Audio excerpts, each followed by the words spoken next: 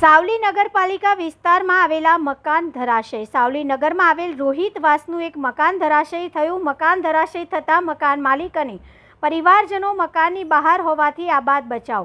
પોતાનું મકાન જર્જરિત હોવાથી મકાન માલિક દ્વારા પ્રધાનમંત્રી આવાસ યોજનામાં 2019થી ફોર્મ ભરેલા હોવાના આક્ષેપ. છેલ્લા ઘણા સમયથી મકાન માલિકને નગરપાલિકાના કર્મચારી ગોળ ગોળ ફેરવતા હોય તેવા આક્ષેપ મીડિયા સમક્ષ કરાયા છે.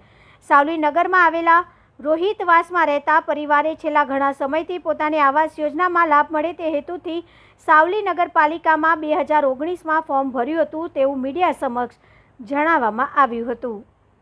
મારી ઘરમાં બૈરી છેલ્લા દિવસો હતા છે તો મારી બૈરી ઘરમાંથી બહાર નીકળી. મેં કીધું જા છોકરી સારું પડે કું લેતા અને મેં બહાર બેઠેલો એ ટાઈમે પડ્યું. કદાચ મારી બૈરીના છેલ્લા દિવસો છે ને છોકરી લઈને ઘરમાં દબાઈ જઈ હોત તો નગરપાલિકાવાળા જોવા આવત. આ પડ્યું તો કોઈ જોવા નહીં આવતા. પાઠક સિવાય કોઈ આવ્યું નહીં. પાઠક એકલા જ આવ્યા. આ મકાનનું ફોર્મ અમે ભરેલું 2019માં અને 2019થી 20 ને 21 થયું ત્યારે અમે નીરવના નગરપાલિકામાં કોઈ બીને પૂછ્યું કે અમારું ફોર્મ કેમ નહીં પાસ થાય. તો લોકોનો પાસ થાય ને તો કે તમારું ફોર્મ રિજેક્ટ ગયું.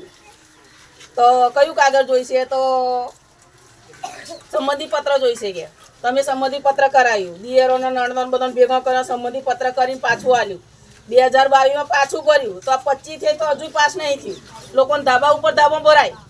અને કોઈ મજૂરી કરતો હોય, કડિયા કામ મજૂરી કરીને જીવતો હોય એમના ઘરોની સુવિધા ના મળે. સ્લેબ ઉપર સ્લેબ મારી આલવાનો. તમે કંઈ એવા કંઈક ખિસ્સામાં નાખતા હશે, અમે નહીં નાખતો તો હું કહેતા હોય તો અમે હોય નાખ્યા લઈએ. ઉછીના લાઈન નાખ્યા લઈએ, વ્યાજે લાઈન નાખ્યા લઈએ. પણ અમારું હરખું તો થઈ જાય. થોડું અમે કરીએ, થોડું એ થાય. મકાન જાય એવું હતું ત્યાં તો અમે ફોર્મ ભર્યા હતો પણ અમારો ફોર્મની હમું જોઈ કોણ? અમારું ફ્રીજ ને અમારું બધું ઘરનું બધું જ સામાન રોટલો વળી ગયું છે. આખું ઘર બેસી ગયું. ચોમાસામાં અમારે કરવું શું આવડે તાત્કાલિક?